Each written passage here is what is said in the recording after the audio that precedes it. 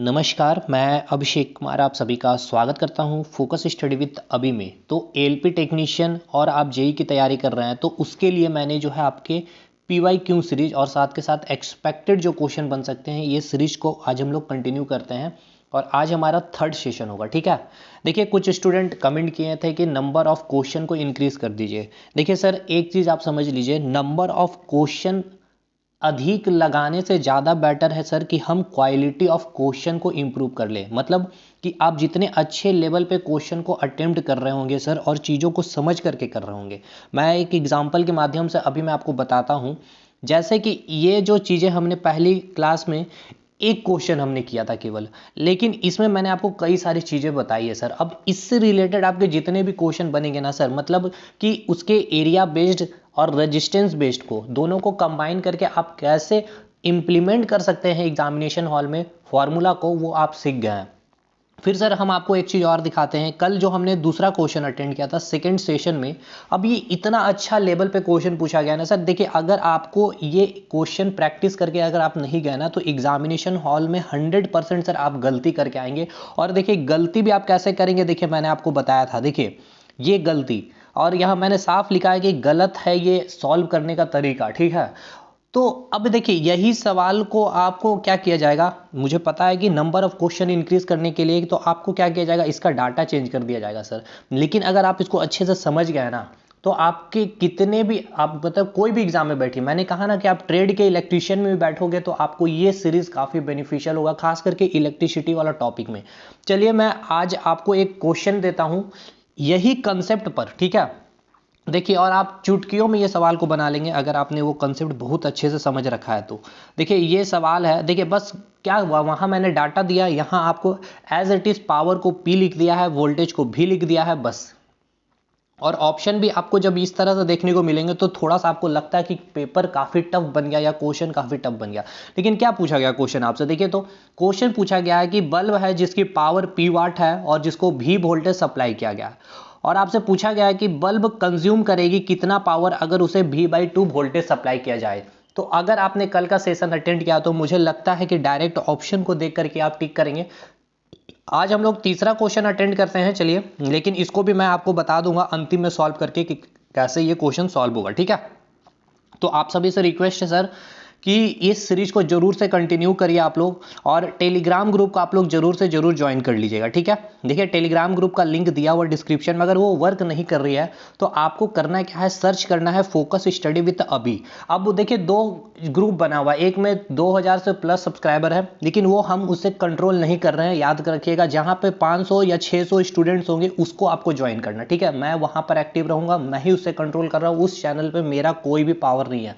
तो आप सतर्क रहिएगा, अगर वहाँ पे आपको मिसलीड करके कोई भी पेमेंट वगैरह कुछ किया जा रहा है तो सर आप बचिएगा, मैं फिर से कह रहा हूँ। ठीक है, तो चलिए आज का सेशन स्टार्ट करते हैं। और सुन लीजिए, देखिए आज का जो क्वेश्चन है ना बहुत अच्छा क्वेश्चन है। यकीन मानिए, आपको लग रहा होगा क्वेश्चन की यूनिट बेस्ड पे क्वेश्चन पूछा गया है सर, इतना इजी, लेकिन देखिए किस लेवल पे चीजें पूछी गई आपसे एलपी टेक्नीशियन पे। तो चलिए सबसे पहले आप क्वेश्चन ही देख लीजिए कि क्वेश्चन क्या। देखिए अच्छे से पहले क्वेश्चन को समझिए क्या है। देखिए क्वेश्चन में बोला गया है कि मो पर मीटर इज यूनिट ऑफ, सबसे पहले मैं यहाँ लिख दूं MHO मो पर मीटर। मतलब यहाँ आपसे ये पूछ रहा है सर, देख लीजिए आपसे ये पूछ रहा है कि MHO मो, इसको पढ़ते हैं मो, हिंदी में इसे बोलेंगे मो, बटा मीटर, यानी कि बाई में क्या है आपका मीटर है। ठीक है, ये पूछ रहा है आपसे कि ये किसकी यूनिट होगी। आपको चार ऑप्शन दिया हुआ है। एक तो ऑप्शन देखिए, इस क्वेश्चन में मैं आपको एक क्वेश्चन से कितनी चीजें मैं आपको समझा दूंगा, आप थोड़ा सा वेट कर लीजिए। एक ऑप्शन आपको दिया गया रेजिस्टिविटी, प्रतिरोधकता, रेजिस्टेंस, कंडक्टिविटी या फिर कंडक्टेंस, यानी कि किसकी यूनिट होगी आपकी मोह पर मीटर। देखिए एक एक करके हम ऑप्शन पे चलते हैं। सबसे पहले हम रेजिस्टेंस पे चलते हैं। ठीक है, अभी छोड़ दीजिए इसको सॉल्व करना, ये सब छोड़ दीजिए, पहले हम इसको एक बार समझ लेंगे ना तो आप आराम से इसको टिक करके आएंगे।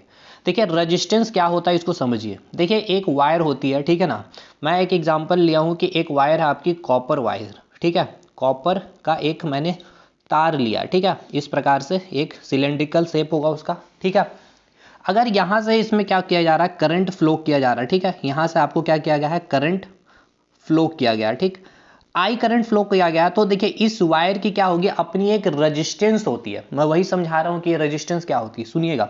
इसकी क्या होती है, रेजिस्टेंस, यानी मैंने मान लिया कि इसकी रेजिस्टेंस प्रतिरोध क्या है, आर है।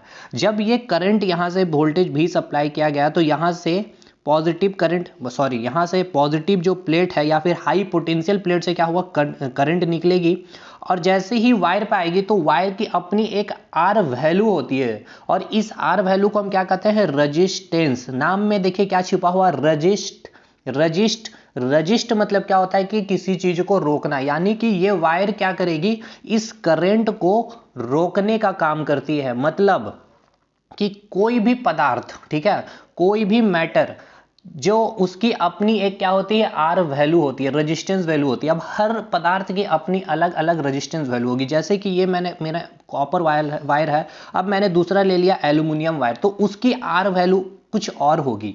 तो कहने का मतलब ये है कि मैं ये दो वायर लिया हूं, ठीक है, जिसकी आर वैल्यू है 5 ओम, ठीक। अच्छा 5 ओम, ओम क्या है, रेजिस्टेंस की यूनिट होती है, जिसको हम इस प्रकार से रिप्रेजेंट करते हैं, इसको हम लिखते हैं ओम, OHM, ओम। अब एक एक वर्ड मैं बोल रहा हूं, OHM, इसके पीछे भी राज है, और इस सवाल को बनाने के लिए इसीलिए मैं बोल रहा हूं OHM, ओम, ठीक। अब हमने एक वायर लिया है जिसका रेजिस्टेंस वैल्यू क्या है, 5 ओम है, ठीक है, और दूसरी हमने वायर ली है जिसकी रेजिस्टेंस वैल्यू क्या है, 10 ओम है। तो इसका मतलब क्या हो गया कि जब करंट पास होगी इससे और इससे, तो ये जो रेजिस्टेंस, इसकी जो वैल्यू है 5 ओम, यानी कि इसके पास पावर समझिए एक तरह से है कि 5 करंट रोकने की, और इसके पास पावर है 10 करंट रोकने की, ठीक है। यानी कि ये ज्यादा रजिस्ट करेगा कंपैरेटिवली ये करंट। तो आप अपने घरों में कौन सा वायर यूज करना चाहेंगे, ये वाला वायर, ताकि करंट ज्यादा फ्लो कर सके, ठीक है। तो बस 3 वर्ड अब सुनिएगा, कि वो पदार्थ बोल सकते हो, या फिर उससे, जिससे क्या होता है कि करंट बहुत आसानी से, ठीक है, मतलब कि रास्ते में करंट आराम से फ्लो कर जाए, बिना किसी अवरोध के, बिना किसी रुकावट के, उसको ही हम क्या कहते हैं, कंडक्टर, ठीक है, उसे ही हम क्या कहते हैं, कंडक्टर, ठीक है। मतलब जिसका रेजिस्टेंस क्या होगा, सबसे कम होगा। दूसरी बात, जो थोड़ा बहुत रजिस्ट करेगा, ठीक है, कोई भी पदार्थ है जो थोड़ा बहुत रजिस्ट कर रहा है करंट को, करंट के रास्ते में रुकावट बन रहा, उसको हम क्या कहते हैं, सेमी कंडक्टर, यानी कि उसकी आर की वैल्यू कुछ होगी। और वो पदार्थ जो क्या करता है, करंट को फ्लो ही नहीं करने देता है, मतलब कि पूरी तरह से वहां पे करंट की वैल्यू क्या है, 0 है, यानी उसकी आर की वैल्यू सबसे अधिक है, उसको हम क्या कहते हैं, इंसुलेटर, हिंदी में कहते हैं कुचालक। समझ में आ गया होगा आपको। देखिए 3 चीज हमने बोला, एक क्या बोला, कंडक्टर, देखिए वही बोला ना मैंने कि एक सवाल से आपके कई सारी चीजें मैं कर रहा हूं। अब ये जो मैं लिख रहा हूं, कंडक्टर, सेमी कंडक्टर, और ये इंसुलेटर, ये सब सवाल आपके पूछे गए एग्जामिनेशन में। तो कंडक्टर में आर की वैल्यू R1 है, मान ले रहे हैं, इसकी सेमीकंडक्टर की R2 है, और इसकी R3 है। तो अब रिलेशन देखिए क्या होगा, सबसे ज्यादा रेजिस्टेंस किसकी है, इंसुलेटर की, क्योंकि यहां पर करंट 0 फ्लो हो रहा है सबसे, यहां पर इसकी रेजिस्टेंस वैल्यू कुछ है, इसलिए थोड़ी सी ये रुकावट करेगी करंट की, और यहां पर R की वैल्यू सबसे कम, यानी कि करंट सबसे ज्यादा फ्लो करेगा इसमें। तो कंडक्टर में I1 है, सेमीकंडक्टर में I2 करंट फ्लो कर रहा है, और इसमें तो I3 इक्वल टू क्या होगा, 0, यानी कि सबसे करंट ज्यादा किसमें होगा, I1, करंट I1 होगा किसमें, कंडक्टर में। उसके बाद सेमीकंडक्टर में क्या होगा, I2, ठीक है। तो ये रिलेशन भी आपसे एग्जाम में पूछा जाता है, ठीक है। तो मैं एक बार रिलेशन भी यहां पे लिख दूं, देखिए R1, R2, R3, ठीक है। ये किसका था, ये केस क्या था आपका, सेमीकंडक्टर, सॉरी ये हो गया आपका कंडक्टर, ये हो गया सेमीकंडक्टर, ये हो गया इंसुलेटर, ठीक है। अब जस्ट करंट क्या होगा, इसका अपोजिट हो जाएगा, I1 इसमें मैक्सिमम होगा, I2 इससे भी कम, और I3 उससे भी कम, यानी कि ये अप्रॉक्स क्या होता है, 0 इंसुलेटर में। समझ में आया कि रेजिस्टेंस क्या होती है, क्लियर। अच्छा रेजिस्टेंस का मैंने यूनिट क्या बोला, ये क्या होता है, ओम, OHM, ओम, जिसको हम रिप्रेजेंट करते हैं इस तरह से, ठीक। अभी मैंने आपको एक वर्ड क्वेश्चन में पूछा, मो, अच्छा इससे रिलेट करिए तो थोड़ा सा, इससे कुछ दिख रहा है, एम इधर आ गया है, ओ इधर आ गया, एच एज इट इज रह गया। रीजनिंग पढ़ा होगा आपने, ये लॉजिक से भी आपका क्वेश्चन पूछा जाता। क्या किया गया, इंटरचेंज कर दिया गया है पोजीशन को, और मिडिल वाला को एज इट इज रखा गया है। तो ये क्या बन गया आपका, मो, यानी कि क्या कर दिया गया, उल्टा कर दिया गया, ओम को क्या कर दिया गया, उल्टा कर दिया है। तो इसका साइन को भी अगर हम उल्टा कर दे तो क्या इसको इस तरह से लिख सकते हैं, बिल्कुल लिख सकते हैं। तो अब समझिएगा थोड़ा सा, मैं अभी अभी अभी ओम मोह अभी आपको डिफाइन नहीं किया गया, बस मैंने एक बस छोटा सा एग्जांपल दिया, अभी हम उसको डिफाइन करेंगे। तो चलिए ये आपका क्या हो गया, पहले क्लियर क्या हो गया आपका सर, रेजिस्टेंस आपको समझ में आ गया, ठीक है, कि आर क्या होता है, इसकी यूनिट क्या होती है, ओम होती है, ठीक है, क्या होती है, ओम, जिसको रिप्रेजेंट करते हैं इस प्रकार से। अब आइए रजिस्टिविटी पे, देखिए रजिस्टिविटी क्या होता है, मैंने रजिस्टिविटी क्या होता है ना, देखिए सुनिए, दो वायर है, ठीक है, एक है आपका कॉपर वायर और एक है आपका एल्यूमिनियम का, ठीक है, एल्यूमिनियम की, इसकी एक रजिस्टिविटी वैल्यू होती है। मतलब रजिस्टिविटी क्या होती है, हर पदार्थ की अलग अलग होती है। जैसे कि कॉपर, अभी समझा देंगे हम आपको रजिस्टिविटी का, जैसे कि रजिस्टिविटी को रिप्रेजेंट करते हैं इस प्रकार से, ठीक है, इसको हिंदी में बोलते हैं प्रतिरोधकता, इसकी रो 1 है, ठीक है, और इसकी क्या होगी, एल्यूमिनियम है तो रो 2 होगी, ठीक, क्लियर। अच्छा देखिए इसकी लेंथ क्या है, एल है, मान लेते हैं 5 मीटर है कॉपर की वायर की, और एक और मैं कॉपर का वायर लिया हूं, इसकी लेंथ कितनी है, 10 मीटर है सर, ठीक है।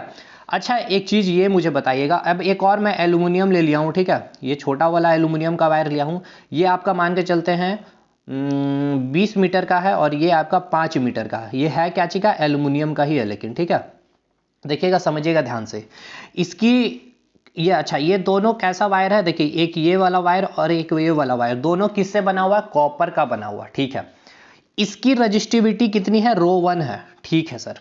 अच्छा इसकी रजिस्टिविटी रो 1 है और इस कॉपर वायर की लेंथ कितनी है, तो 5 मीटर है, कितनी है सर, 5 मीटर है।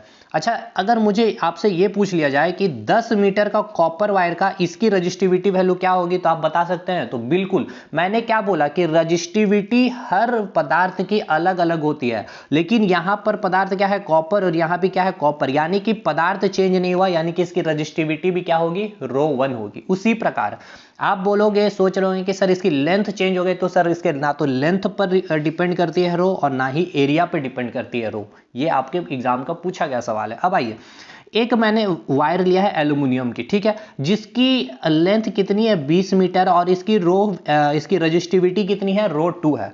अब मैंने उसी एल्यूमिनियम का एक और वायर लिया है, ठीक है, 5 मीटर की, जिसकी रजिस्टिविटी आपसे पूछी जा रही है, उसकी प्रतिरोधकता क्या होगी, तो मैंने क्या कहा, अगर मटेरियल चेंज नहीं हुआ तो इसकी रजिस्टिविटी भी क्या होगी, चेंज नहीं होगी, भले उसकी लेंथ कितना भी छोटा ले लीजिए, चाहे एरिया उसका कितना भी मोटा हो चाहे पतला हो। मतलब ये कि अगर आप, अच्छा सिंपल से ये बताइए, क्या अपने घर में जो आप वायर यूज किए हैं, कॉपर वायर, ठीक है, तो हर जगह आपने कॉपर वायर यूज किया है, तो अब मान के चलते हैं कि फैन के जगह में आपने छोटा सा वायर यूज किया है, और ट्यूबलाइट जहां लगा है उसे एक लंबा सा वायर लेकर आए, तो क्या दोनों की वायर की रजिस्टिविटी क्या अलग नहीं होगी, दोनों की सेम होगी, रो 1 दोनों, क्योंकि उसकी मटेरियल क्या है, दोनों की सेम है, ठीक है, क्लियर। तो रजिस्टिविटी आपको समझ में आ गया क्या होता है। अब इसकी यूनिट चलिए देखते हैं, देखिए इसका पहले देखिए क्या होता है, आर का आपको पता चल गया क्या होता है, ओम होता है, ठीक है।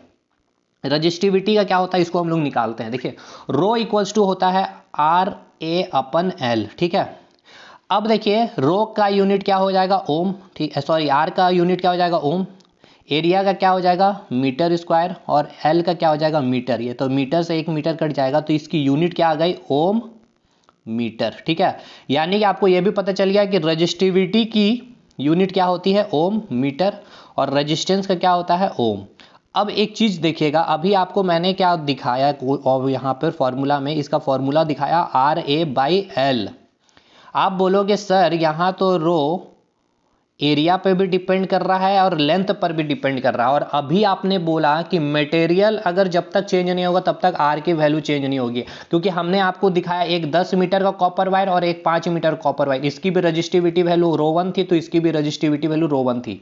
तो इसीलिए आपसे तो एग्जाम में पूछता है ना कि रो डिपेंड करता है एरिया पर या लेंथ पर, ठीक है, क्योंकि फॉर्मूला में यहाँ पर रहता है एरिया और लेंथ दोनों, बस, और आप लोग टिक कर देते हैं एरिया और लेंथ, इसलिए ये कंफ्यूज मत करिएगा। मैंने आपको प्रूफ से समझाया कि 10 मीटर का कॉपर वायर और एक 5 मीटर का कॉपर वायर, दोनों की रजिस्टिविटी क्या होगी, सेम होगी, ये चाहे मोटी हो चाहे पतली हो, दोनों की रजिस्टिविटी सेम होगी, क्योंकि रजिस्टिविटी एरिया पे और लेंथ पर डिपेंड ही नहीं करता, ठीक है। तो किस पे डिपेंड करता है ये भी आपसे पूछता है, तो 3 चीज आपको याद रखना, एक आपका क्या हो गया, मटेरियल यानी कि पदार्थ, दूसरा क्या हो गया, टेम्परेचर, और तीसरा आपका होता है प्रेशर। यानी कि अगर टेम्परेचर चेंज कर रहे हो कॉपर वायर की, मतलब कहने का मतलब ये है 2 कॉपर वायर है, ठीक है, ये कॉपर वायर है और एक इस प्रकार का एक कॉपर वायर बड़ा वाला 10 मीटर का कॉपर वायर है, ठीक है, और ये 5 मीटर का है। मटेरियल सेम है, मटेरियल सेम है, बिल्कुल ठीक है, लेकिन इसका टेम्परेचर, ठीक है, हाई कर दिया आपने, मान लेते हैं 100 डिग्री सेल्सियस और इसकी टेम्परेचर 50 डिग्री, तब इसकी रजिस्टिविटी वैल्यू ρ1 ये होगा तो इसका ρ2 हो सकता है, तब सेम नहीं होगा क्योंकि टेम्परेचर आपने चेंज कर दिया। उसी प्रकार अगर आपने प्रेशर चेंज कर दिया तो भी फिर ये रो वैल्यू चेंज हो जाएगी। मतलब सिंपल सी बात है, रजिस्टिविटी 3 चीज पर डिपेंड करती है, टेम्परेचर, प्रेशर और मटेरियल यानी कि पदार्थ, तापमान और दाब, ठीक है। ये सब हम लोग और डिटेल में अच्छे से पढ़ेंगे सर जब टॉपिक पढ़ रहे होंगे। ये तो आपको मैंने फिर भी आप लोग जो कमेंट किए तो उसको समझा दिया मैंने। अब आइए कंडक्टिविटी क्या होता है। देखिए कंडक्टिविटी क्या होता है उसको भी एक बार समझ लीजिए।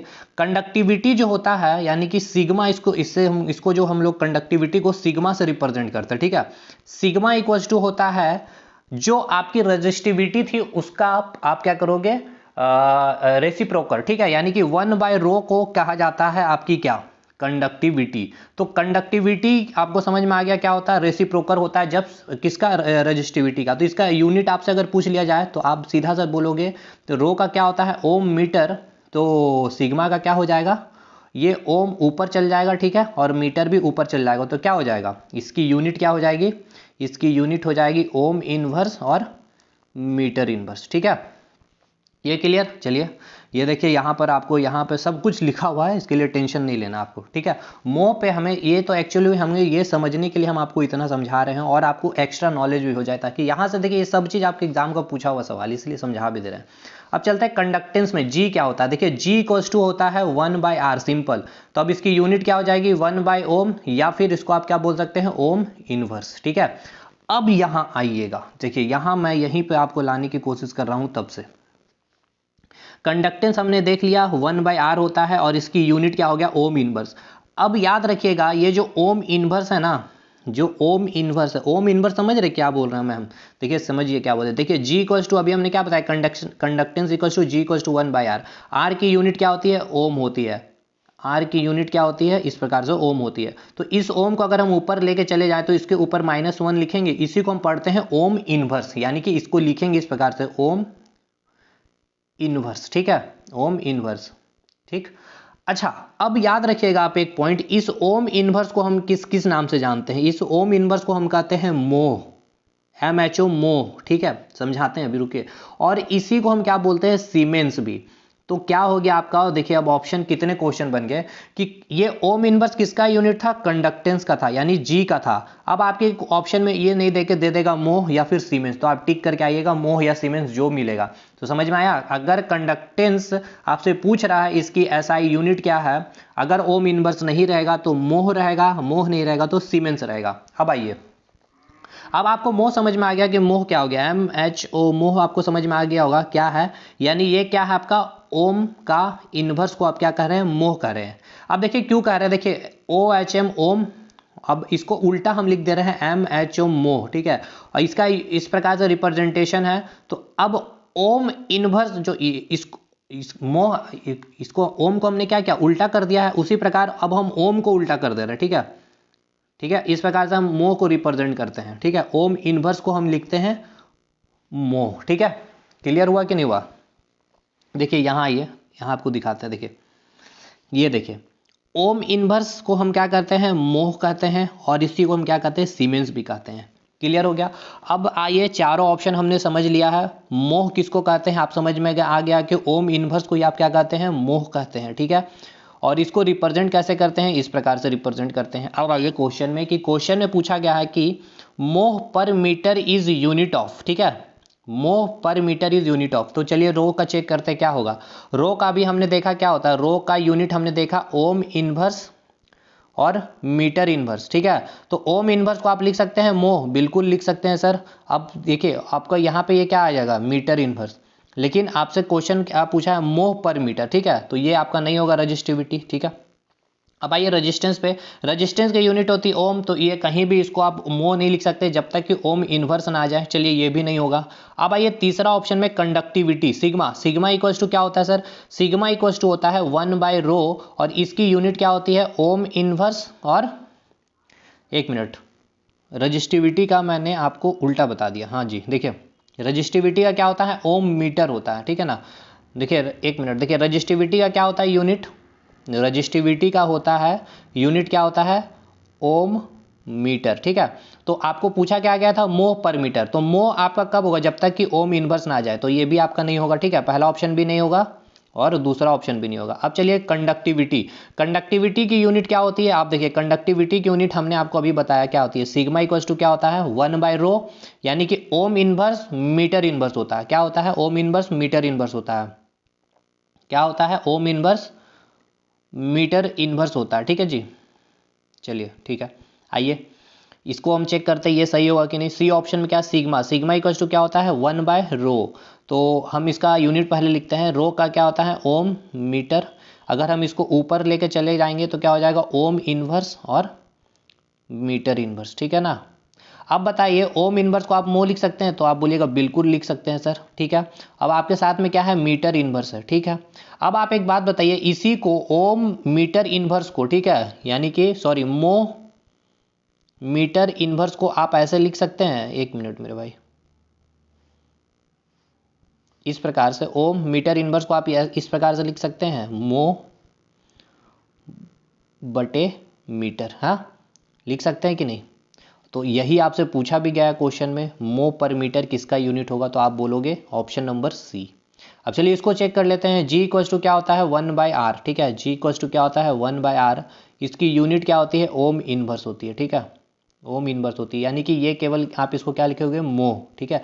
और आपसे पूछा गया मोह पर मीटर, तो समझ में आ गया ये भी आपका क्या है गलत है। तो आई होप आपको चीज़ें पूरी अच्छे से समझ में आ गई होगी कि इसकी जो है आंसर क्या होगा सिग्मा यानी कि कंडक्टिविटी होगा, ठीक है। चलिए भाई इस वीडियो को ख़त्म करते हैं, इसका हम सॉल्यूशन नहीं करा रहे क्योंकि वीडियो भी काफ़ी लंबा बन गया और बहुत चीज़ें हमने आज आपको एक्सप्लेन कर दिया है।